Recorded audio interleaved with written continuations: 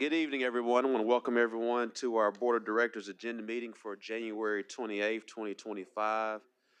This is our opportunity to review the agenda for our formal board meeting that will be held on February 4th, 2025.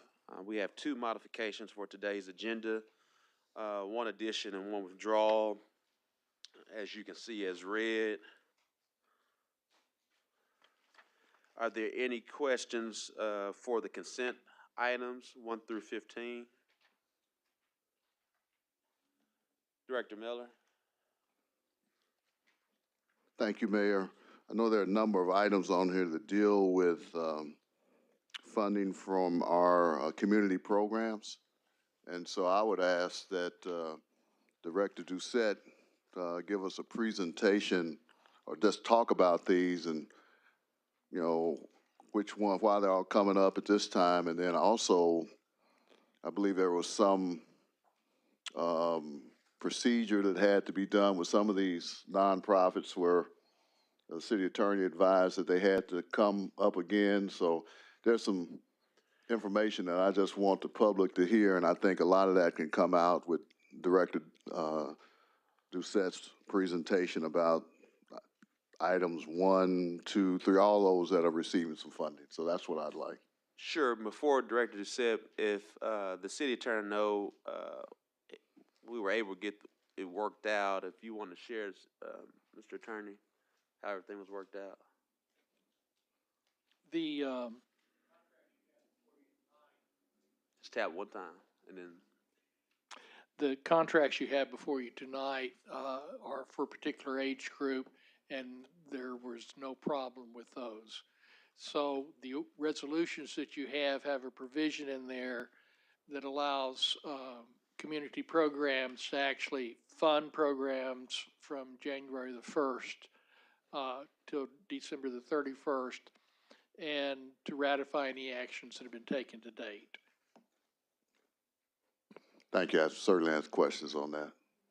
So I'd like for the director just to go over these and the amounts. Good evening, Mayor and the Board of Directors and guests. Thank you. So I think it starts with resolution number 1 and goes through number 10, if I'm correct. Yes. And so they were broken apart. I know in the past you guys have received a resolution where there was one resolution with all of the programs. So just from the sheer number, if that's a surprise, that's why they were broken apart, so that that started last year, so that each individual program would be its own resolution. So that's why there's 10 instead of just 1. So that's the first thing. They are all for the age group of 6 to 12. All of these age groups, all of these programs have been with us, with the exception of Second Baptist, which is a newer program, but all of them have been with us for several years. They're names that you should recognize, like Boys and Girls Club, Life Skills for Youth, Bridge to Success. I'm sure those of you who have been on the board for a while definitely recognize those names and recognize them as quality programs. All of them do work with our Youth Master Plan, which you should be familiar with, of course, as well. So they have been following that for a number of years. This year, we actually went up in the price of the contract. In the past, they've been everywhere from, as I mentioned to Director Wyrick a little bit earlier, that when we started out 10 years ago, they were like $60,000. And this year, we were able to award $100,000 to each of the programs. As you may know, it costs more. $1 million doesn't go as far as it used to. $100,000 doesn't go as far as it used to. So we did recognize that the programs could use a bit more funds. So they're at $100,000. This is our 6 to 12 age group. We definitely know that that age group goes to after-school programs, and these are your traditional, what most people consider to be an after-school program. And so that age group definitely goes to the program still. A lot of parents depend on these type of programs to help their youth succeed. especially in the after-school program. So that's what these represent. We're excited to have them. There was a legal issue that we dealt with the city attorney, which is why they're coming to you now instead of December when we had hoped to bring them to you. So if you're wondering why they're coming at the end of January instead of in December where they normally would be, that was why. There was just a couple of issues. And we did send them through the CYF commission. Of course, everything that we do like this comes with a staff suggestion, and then the CYF gets a chance to endorse the programs, and they did.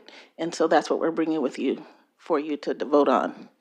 Okay, thank you, Mayor. I just wanted that because I'd had a lot of questions about funding and timing of funding, so I wanted that to be shared publicly so that all of the agencies could hear what the situation was and how it's been addressed. Thank you very much. Thank you.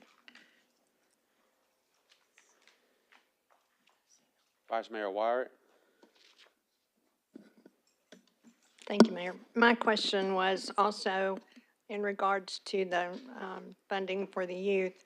I had quite a conversation with Dana on the way in this afternoon, and one of the agencies called me last night, and they're telling me that they're getting funded for 60 children less than they've been funded in the last several years. And so to me, that means that we've got 60 kids that are not getting the benefit of these programs, and that's concerning to me, number one. And then the other part of it is that we've always had carryover money in the past, and which made more than $5 million be available for the youth in our community. But in this case, we have no carryover, and the programs that we have in place eats up the $5 million that we have for our youth in the community. There's a program at Life Skills for Youth that is the 6th grade through the 12th grade, and that is not going to be funded at all.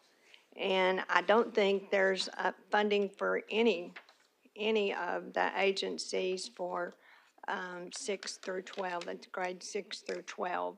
And that's concerning. You know, on one hand, we say that we need to catch these kids K through 6. They're important to us so we can set behavior going forward.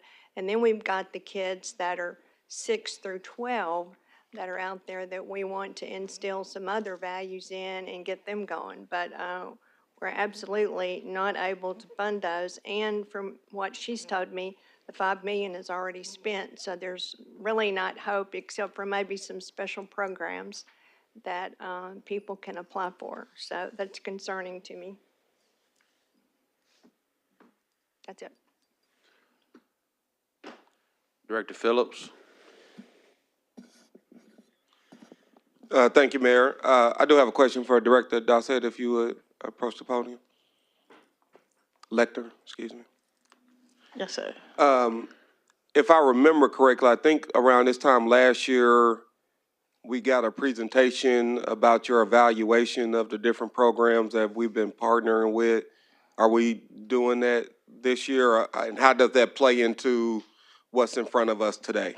It does. One of the issues, like you say, the evaluation of the programs was how the programs are being utilized. So what Director Wyrick is referring to is that some of these agencies had more than one program. This year so like she said, Life Skills for Youth had 2 programs last year, and this year it's being held as 1. We did up the funds so that we would be able, they can definitely hopefully serve more than they did last year. Because although the minimum amount per the RFP is 30 students, that doesn't mean that they have to stop at 30 students, because there should still be funds to, especially since we upped the amount from last year, they should be able to, we hope that they would be able to cover more students. But at the same time, as far as the evaluation goes, the older age group, as she's mentioning grades 6 through 12, which we consider ages 12 to 18, they're not going to programs like they used to. They just don't. And so we're looking at different ways to provide activities and programs for that age group as opposed to the traditional after-school program. So that did definitely play into why we decided not to fund that age group. And I appreciate that. I think last year we got like a brochure or a report showing which groups we worked with. Will we Yes. get that soon? You definitely will. So we're working on it right now. You can look at the report card that was just released because some of our numbers are in the report card. But we are definitely, it was this annual report that you Right. got last year. We're combining it right now, getting the stories, and we expect it to be ready before the end of February. Okay, perfect. That's what I wanted to make sure. I appreciated that last year, and I know people reached out to me about it. So I'm glad we got something, and we're continuing that effort. I just didn't want to make sure that we weren't skipping that since we're now approving something going forward. But it's my understanding that you, your team, and CYF Commission have blessed all these organizations as being good ones to stay in our program, and we'll get a full report for, I guess, 2024 metrics, if you will, by the end of next month. Yes, definitely. Yes. Okay, that's what I need to know. Thank you. Thank you. Thank you, Mayor. Director Lewis? Thanks for everything you all do, and these are some awesome programs, but I just have a question because I've gotten several calls about the time frame on when the funds are made available. So are they being communicated with? And then just for my knowledge, could you say on, what's the regular schedule from the time that the new, I guess, term goes into effect? When should they receive funds? So Because it seems like every year it's questions on, haven't gotten funding yet, haven't gotten funding, so I'm just. this year, like I said, it was just a challenge. We did need to work out some things with Tom, so that's why it's not coming to you until now. We did get those worked out. So we did ratify where if they had expenses for the month of January, they still will be able to bill for those. And then it just goes through our regular system of we still do negotiate the final, like any contract, there's still some, because every program is different, so we still negotiate the final details for each program. And then it goes through the regular contracting process. So we won't be waiting on the process. We already have worked with, like we believe that we already have identified who is the attorney that we'll be working with. We already have a contract template. We were just waiting for it to come through here. I did communicate with the programs to let them know that we had a legal issue that we were trying to work through. As with anything, as you all know, there's just no way to tell how much time that's going to take. But I did let them know on 2 different occasions that that was what we were trying to work through. And until I came today, there was no way for me to know what it would look like and how much time it would take. But now that we're here, given any additional issues or whatever, then we'll be able to move quickly through getting them through.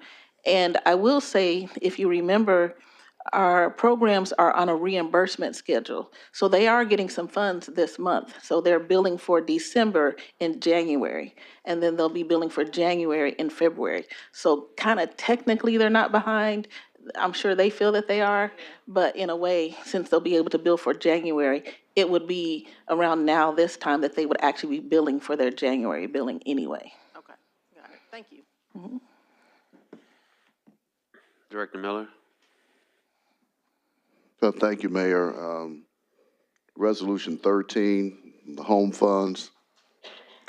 Get a little presentation on that. There's synopsis is talking about 5 units and then 60,000 units. Is there some clarification? Yes. Or am I mixed up some kind of way? Yes, I'd like to clarify that. Yes, I'm mixed up? Yes. All right. Yeah, yes. So, we're providing, 300,000, to University District Development Corporation to develop affordable housing. It's 5 duplexes, 10 units, and we're funding 30,000 per unit. Okay. Yeah. I got it. All right, thank you. It was 60,000. Yeah. 30, it was 10, 2, Yep. okay. 5 units, 2 duplexes. Appreciate that. Yeah, we need to clarify that though. And there's no danger of our money being frozen any kind of way on this, is it? Not with those funds. Of course, we can't draw down anything after 4 o'clock today. So until the decision has been made, what we're gonna do next, we'll just wait to hear from the federal government on that. So we missed it. It's 5 o'clock Eastern Well, time. we've already drawn down what we can, so. And there was just a ruling for a temporary restraining order, Yep. just, so Okay. the pause has been halted until February 3rd for a hearing. Yeah.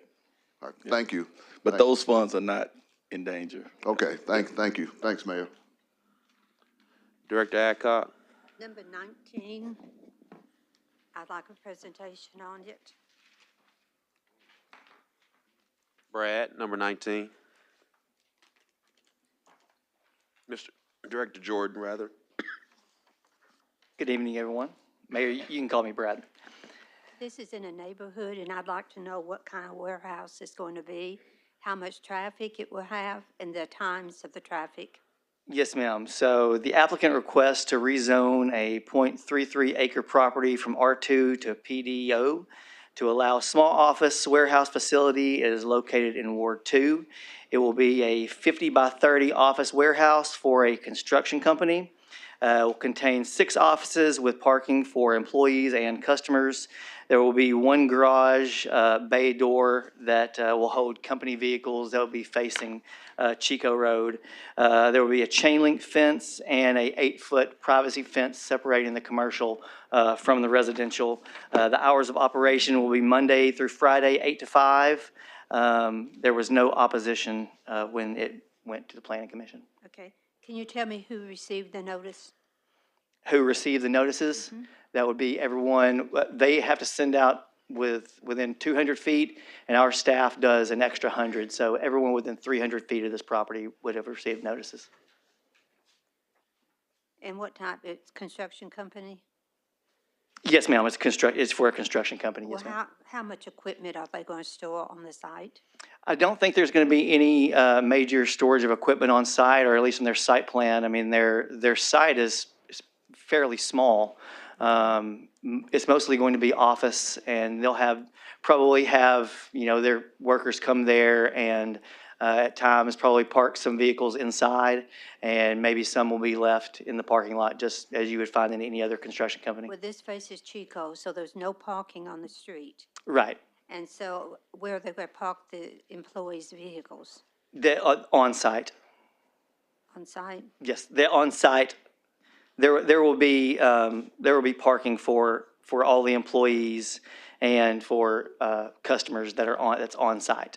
The back of this property is in the neighborhood, so what everyone's going to look at when they go into the neighborhood is the back of the automobiles. They'll be looking at the back of the building. If you're coming out of the neighborhood, you'll look at the back of that building.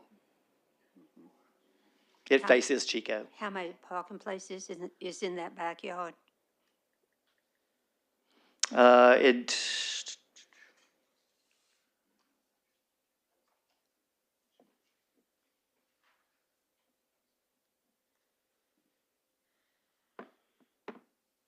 They don't have the parking spaces, Director Adcock, in the back. They have those facing the front, so they wouldn't be. I would like to hold this separate. What we're doing in Southwest, we're giving up so many backyards and front yards to parking vehicles, particularly for construction companies, that it is starting to look like more of a car lot than it is a business. Thank you. Director Mayor, Phillips. I'd like to have that separate, please. Yes, ma'am. Director Phillips. Thank you, Mayor. This also for Director Jordan. On number 18, I think this is about the Pankey addition, the abandonment of the right-of-way. Yes. 2 questions. One, as I read the resolution, it said a petition has been filed. Did someone who lives in Pankey request this? This is the property owner of that area there. They had come forth to the Planning Commission. They were going to put a commercial development there. I think there was some opposition from the neighborhood that came out. They withdrew their commercial development, but they wanted to combine those lots there. So they're abandoning the right-of-way. And I know this is for us to approve for it to be a hearing. Right. And just for the sake of the public, can you explain the process you go through to notifying the people in Pankey about the hearing? What we do to notify everybody? Yeah. So everyone would have been notified, again, within 300 feet of the property. And there was no opposition to this because, again, we had major opposition to the commercial development, but no one was opposed to the abandonment of the right-of-way. Okay. Thank you, Director Jordan. Director Miller.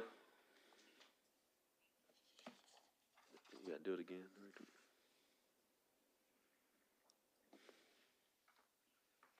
Yeah, thank you, Mayor. This is for Director Jordan also. You do a presentation on ordinance number 22. I'm curious about the improvements, what's going to be required for that. Yes, sir. Talk a little bit about that. Yes, sir. 22 was Z10103. The applicant requests to rezone the .48 acre property from C1 to PDC to allow the development of a green space, outdoor picnic style seating, and a community garden, space for food trucks, and a small parking area. This is located in Ward 1. When it went before the Planning Commission voted 8-0, and there was 1 absent, and we had 2 open positions. Staff recommended approval on that. It's currently a vacant lot. You can enter on both Arch and 26th Street. There will only be 2 food trucks that are set there on the property.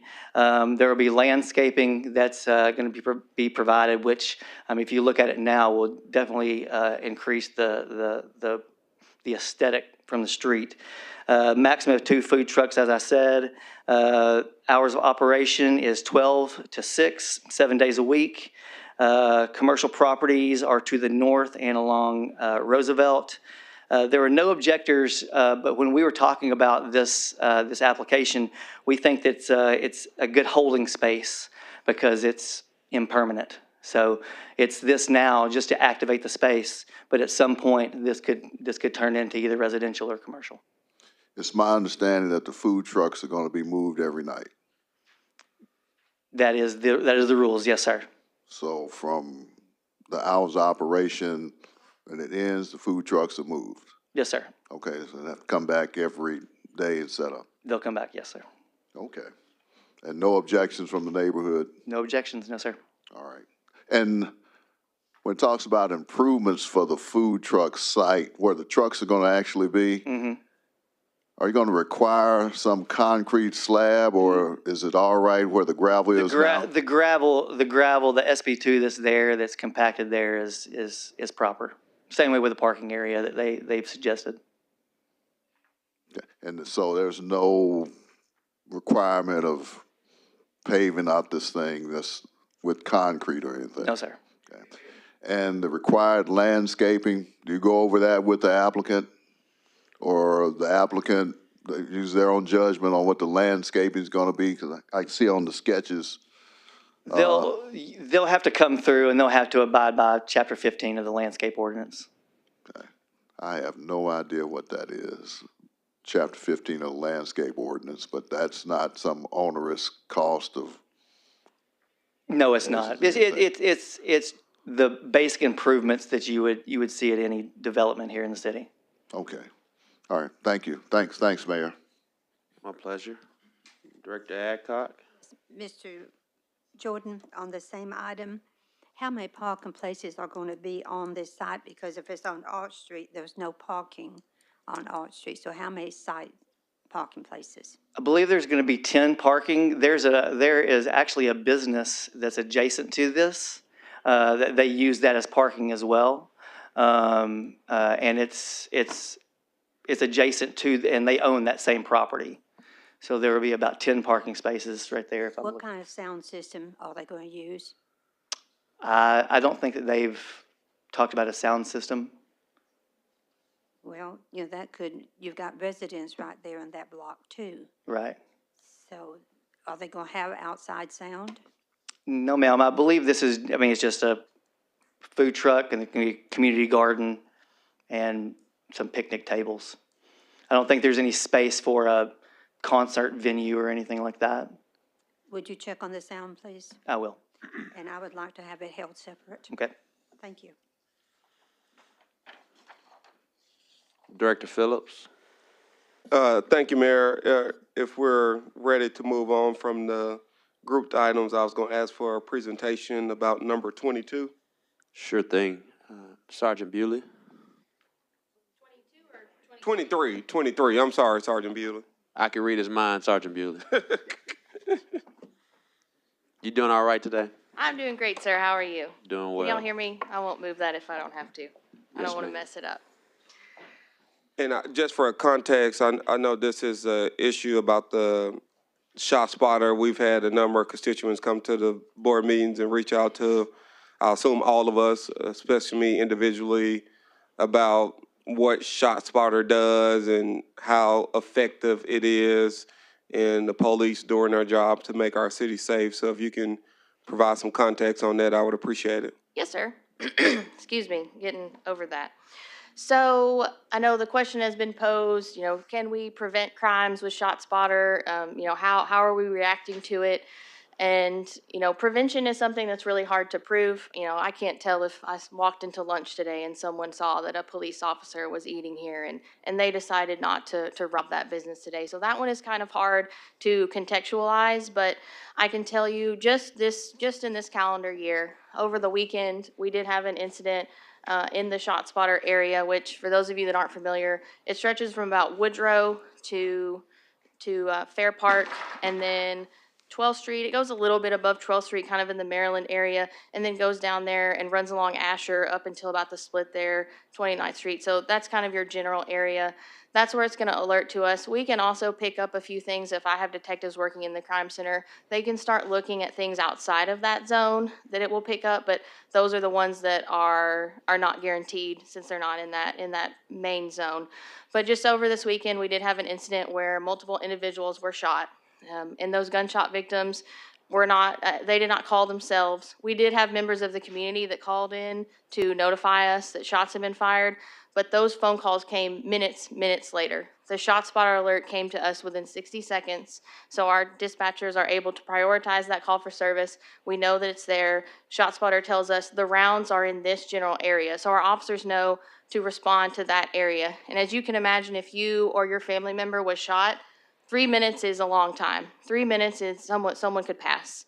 And so that is one of the things that we really push with it, is that last year in the data that ShotSpotter provided us from about November of 23 till October of 2024, we had a little over 1,000, about 1,100 incidents where ShotSpotter notified our officers that there were shots fired in that area. If you go back and compare that to the CAD data, there are only 12 times in that 1,000 to 1,100 incidents where a community member called in within 3 minutes to tell us that that had occurred. There are only 172 instances where someone called within 15 minutes. So again, I think that really shows that those seconds do matter. We also had something occur a couple of weeks ago where we had individuals, a firefight engaging between two different parties. Our detectives arrive on scene. They're able to find the shell casings. Everyone's story kind of matches up to an extent, but this individual is saying, they shot at me first. This individual is saying, no, they shot at me. We were able to go into the ShotSpotter data and see where the first round was fired. So that helped us to determine which of those individuals was the one who engaged in that first. So those are just a couple of instances, where recently we've been able to use that, because I do want to try and talk about some of the more recent. We took this over last summer when the crime center started taking over ShotSpotter. So that's when I became more familiarized with it. Understood, and I appreciate those, the anecdotes. Do we have, if we don't have, can we, is there, not create, that's not the right word, collect data that says, hey, ShotSpotter identified this round or these gunshots, and as a result of this, we was able to make this arrest related to this crime. So because of ShotSpotter, we solved 58 crimes. I'm just making up a number. Can we do that? So it is one thing we have to keep in mind, is that how long it does take these things to go through the process of from the time of the incident to the time of a conviction. So that kind of does take a while. But one thing, we actually just had some training last week with our ShotSpotter representative, and they have introduced more tools that allow us to go in, and when a ShotSpotter alert goes off, my detectives can go in and mark, we found shell casings here, we had a victim here, there was an actual shooting that occurred here, or a house was struck. So it's enabling us to go in and put that information so that we can create more accurate reporting, and we can start giving you guys the data that you want. Because I do hear that people want to know, how is this effective? And we have relayed that to our vendors and all the different things that we're using. And so they have equipped us with some more tools so that we can be more effective. And we just found out about that information last week and are going to start implementing that, where all of those are looked at and analyzed in that way. Okay. I think I have 2 more questions, and I'll leave you alone, Sergeant. I know and you may have answered this. If you have a different answer, I'd love to hear it. Around the country, cities have used ShotSpotter, and I know some have done away with it in some cities. So for me, I'm trying to get information from you that I can share with people who call me, email me. Can you give me a reason why we need to keep it here in Little Rock? Sure. So I think the biggest thing is just, it's unfortunate, but it's happened. You can tell by the numbers that I talked about, how many calls we're getting related to these ShotSpotter alerts. People are desensitized to this, and that shouldn't be the case. And, we need to continue to know when these incidents are happening so that we can react to them accordingly. And, a lot of times, if no one calls it in, sure, they don't know that someone's vehicle was struck or someone's house was struck, and God forbid there be that time. I mean, we have had at least 3 instances where an individual was struck and they were not able to call us themselves, and without that ShotSpotter alert, those first minutes, seconds, and hours make a huge difference in a homicide or a shooting investigation, especially when a victim cannot articulate the details to us. And my last question, thank you for that. And my last question that I've also heard is that the ShotSpotter can alert, I guess, false positives, things that are actually not gunshots that we're responding to. I mean, what's your response to how do we differentiate for as our response to those issues or the data related to those false positives? So I was reviewing the data that they gave us last year, and there were less than 10 false positives. There were 16 that it did not alert us to, and most of those 16 were discovered by my detectives, and some of those were outside of the alert area. But when you consider 16 out of 1,100, I think that's still pretty statistically sound and shows that it is useful to us. Okay. Thank you, Sergeant Brewer. That's all I have at this time, Mayor. Director Miller? Thanks, Mayor. I've received a lot of the same phone calls probably that Director Phillips has received. But I also want to state for the record, I've had some neighborhoods who called me and said they wanted ShotSpotter. And so I've never heard that in a lot of the public comments that we get about ShotSpotter. Let me ask you, and you may have answered this with Director Phillips, but are you familiar with some communities that have had ShotSpotter contracts and decided not to renew them? I know there are other cities, some larger cities, that have decided to not go forward with that. I don't have any relationships with those, individuals that made those decisions, and I can't say that that's something that I have looked super heavily into in my role. Could you do a little due diligence on that? Because I'd like for you to be prepared, or for us to be prepared about responding to maybe some public questions that said, look, these communities had ShotSpotter and they decided not to renew it. So I want to be able to have some information about why. So if you could reach out to some of those communities and get a response about why they decided not to renew contracts, that'd be helpful for me. Absolutely. All right, thank you. Thank you. And Director Miller, in some of those communities, just because if you watch the news, you know some of the cities where that's happened, really twofold. Really, the information is related to a lot of what Sergeant Bewley has shared. It's hard to quantify how it helps prevent and or help with investigation. And so it's really based on that city council, that city board, when you're culling through different costs. And so they kind of make that decision based on, does the data outweigh, or lack thereof data outweigh the cost of the ShotSpotter? And mind you, of these other cities, I would suspect, I'm not completely certain, but based on some of my understanding, their catchment area is a lot larger than the city of Little Rock. So their dollar spend is more than the 188,000 that we spend, which is still significant as well for us. Yeah, well, I think that's good to know, and I appreciate that, Mayor. That just gives some enlightenment, on why maybe they have decided not to, but a deep dive in that would be helpful. But your explanation about getting to the scene of the crime, to me, is pretty compelling. And so it sort of balances out about why some of the communities were saying, well, it doesn't lead to any convictions, it's all this. There's a different value for this too. There's a different benefit for that that you've talked a little bit about today. So I just want to be prepared. So I would imagine probably going to get some phone calls about this one.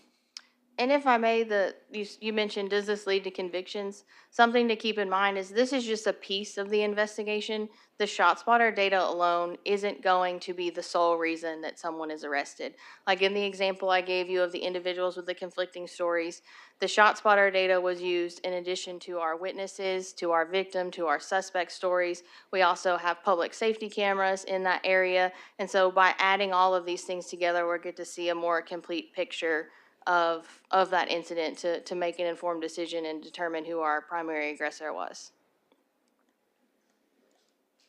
Director Adcock? Yes, Sergeant, in the beginning, it seems like we was moving this from one area to another area. Now you gave us some boundaries.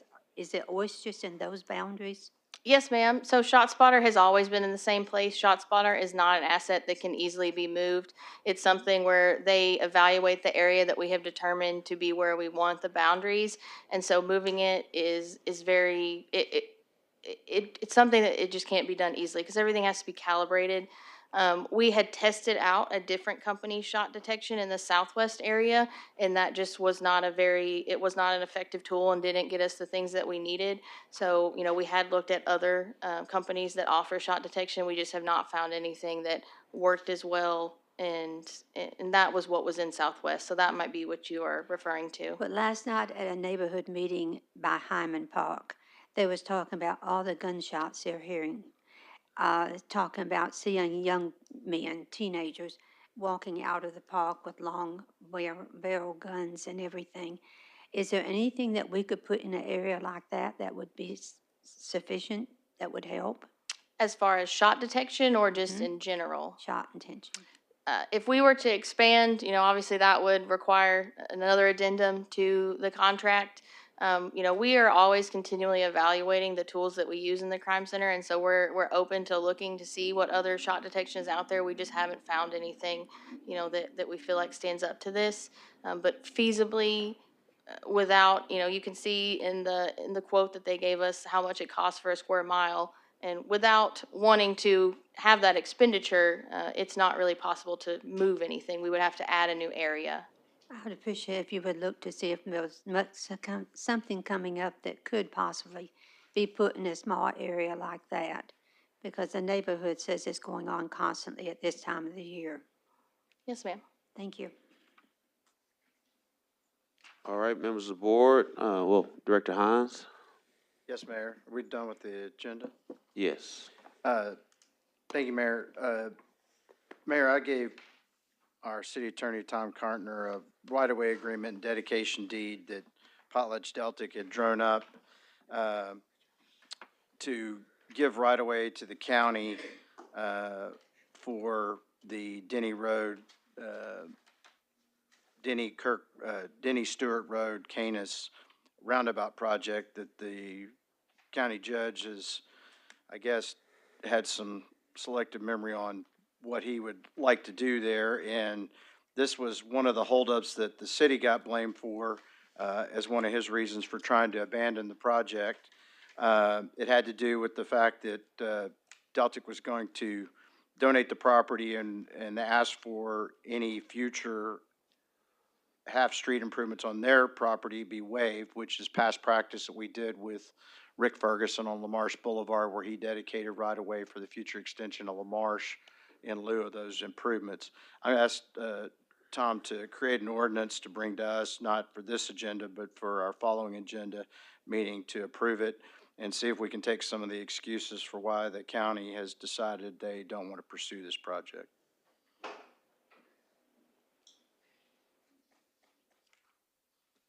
Director Webb.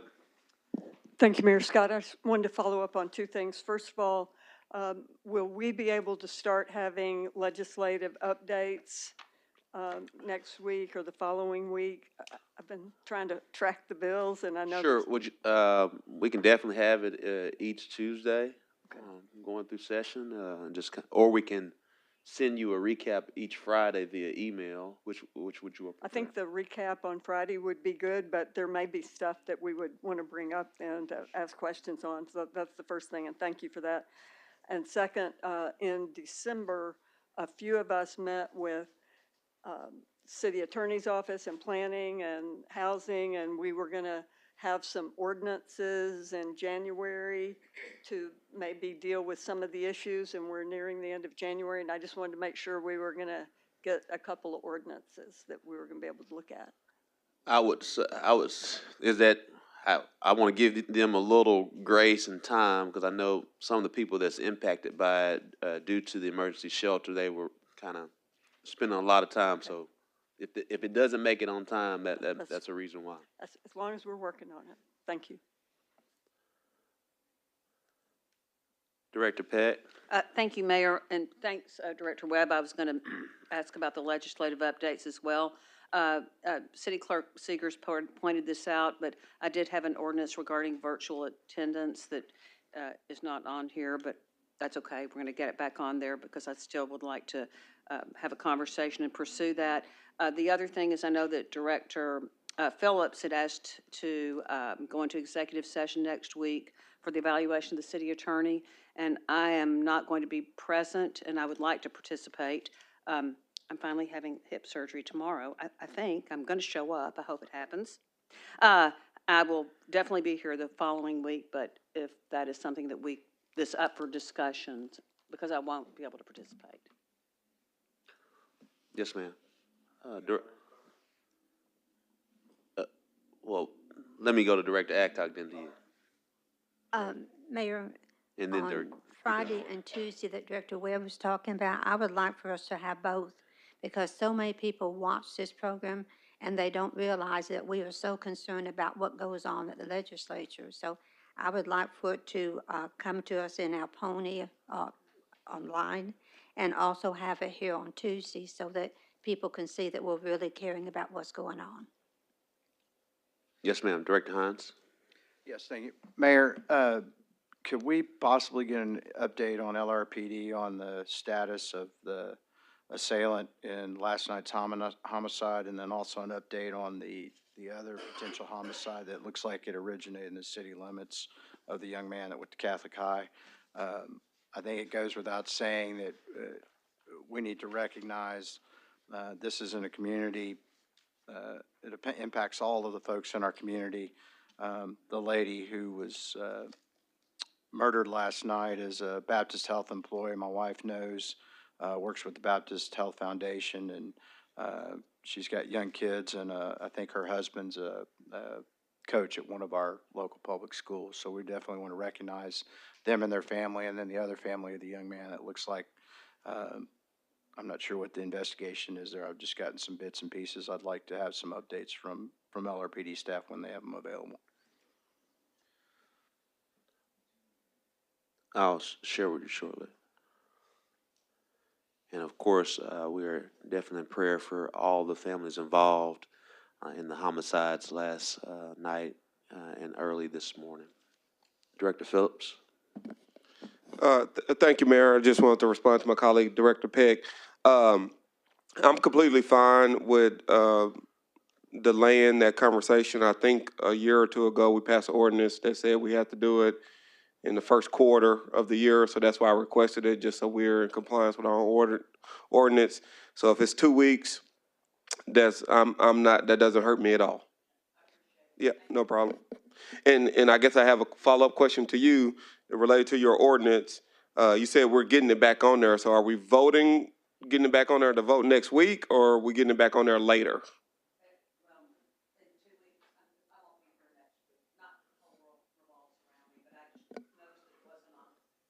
It sounds like it though, Director Peck.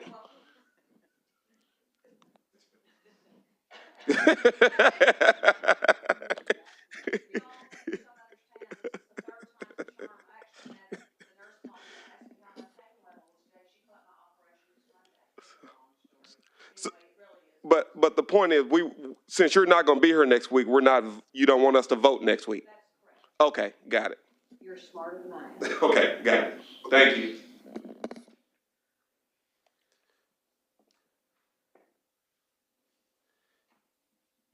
Any more questions?